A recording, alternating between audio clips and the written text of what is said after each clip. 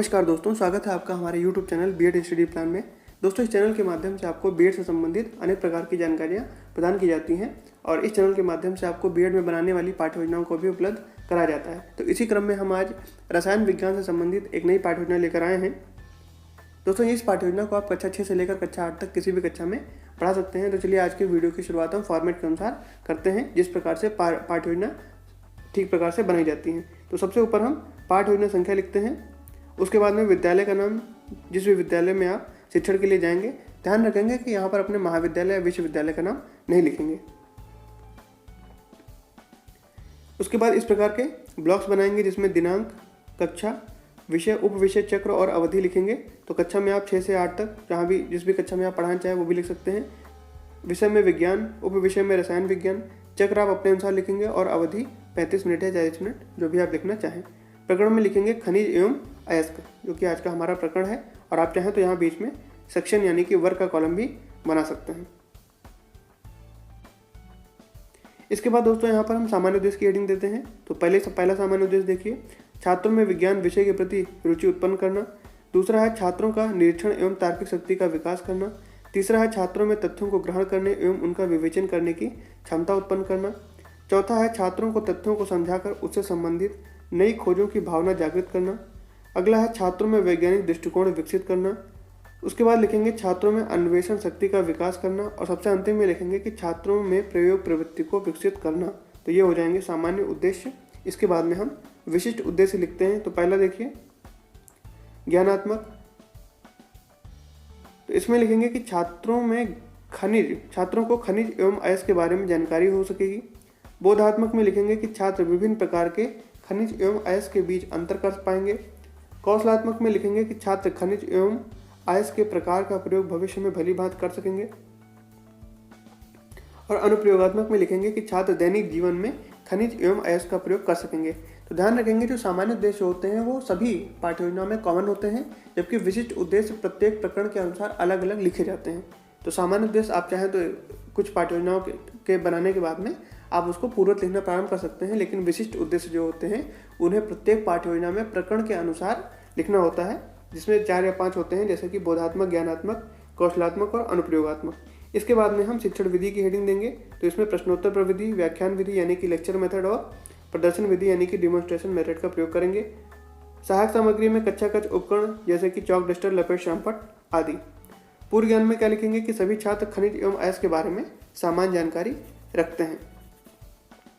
इसके बाद पाठ्य योजना का जो हमारा सबसे महत्वपूर्ण भाग होता है प्रस्तावना, इसकी हेडिंग देंगे। ध्यान रखेंगे यहाँ पर कौशल नहीं लिखेंगे, सिर्फ प्रस्तावना की हेडिंग देंगे। उसके बाद में 2 कॉलम बनाएंगे, छात्राध्यापक क्रिया और छात्र क्रिया। यदि आप छात्राध्यापिका हैं तो यहाँ पर आप छात्राध्यापक क्रियाएं भी लिख सकते हैं। उसके बाद पहला प्रश्न देखेंगे यहाँ पर कि लकड़ी काटने के लिए हम किस वस्तु का प्रयोग करते हैं। तो यहाँ विद्यार्थी क्रियाओं में उत्तर में लिखेंगे कि कुल्हाड़ी का प्रयोग करते हैं। आप चाहे तो पूरे वाक्य में भी उत्तर लिख सकते हैं। दूसरा प्रश्न देखिए कि कुल्हाड़ी किस धातु की बनी हुई होती है। तो यहाँ लिखेंगे कि कुल्हाड़ी लोहे की बनी हुई होती है। और तीसरा प्रश्न करेंगे कि लोहा कहाँ पाया जाता है। तो ये हो जाएगा समस्यात्मक प्रश्न। तो इसी के अनुसार उद्देश्य कथन लिखेंगे कि छात्रों, आज हम खनिज एवं अयस्क के बारे में अध्ययन करेंगे। और इसके बाद में प्रस्तुतिकरण की हेडिंग डालते हैं, जिसमें छात्राध्यापक क्रियाएं, चाहे तो छात्राध्यापक क्रिया भी लिख सकते हैं, और विद्यार्थी क्रियाएं और शामपट कार्य लिखेंगे।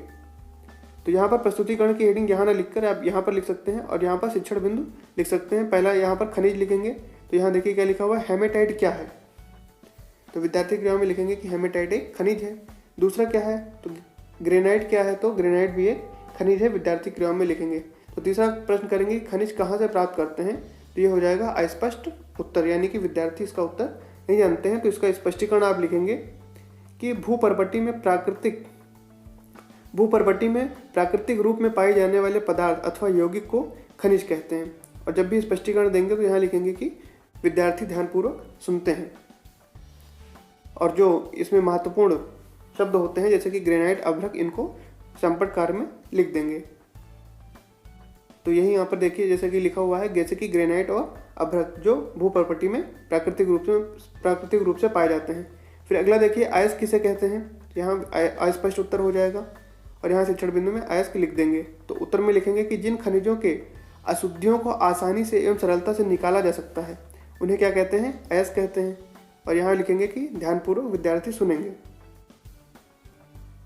फिर आगे देखिए, शुद्ध धातु कैसे प्राप्त होती है? तो यहाँ अस्पष्ट उत्तर लिख देंगे। तो यहाँ पर स्पष्टीकरण में लिखेंगे कि शुद्ध धातु प्राप्त करने के लिए अयस्क से अशुद्धियों को निकालते हैं, इसी प्रक्रिया को धातु कर्म भी कहते हैं।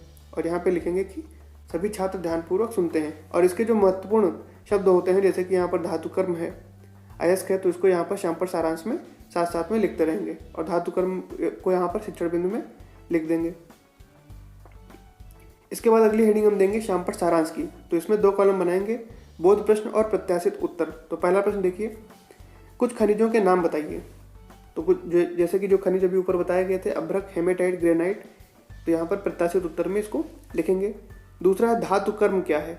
तो शुद्ध धातु प्राप्त करने की क्रिया को धातु कर्म कहते हैं, इसको प्रत्याशित उत्तर में लिखेंगे। तीसरा है कि खनिज कहाँ से प्राप्त होते हैं? तो खनिज भूपर्पटी से प्राप्त होते हैं, जो कि पृथ्वी की सतह की जो सबसे ऊपरी सतह होती है उसमें प्राकृतिक रूप से पाए जाते हैं। तो ये जो प्रश्न होते हैं, ये जो ऊपर अभी प्रस्तुतिकरण में जिस प्रकार से विवरण दिया गया है, उन्हीं से संबंधित प्रश्न श्यामपट सारांश में पूछे जाते हैं और इनको कक्षा में श्यामपट पर लिखा जाता है।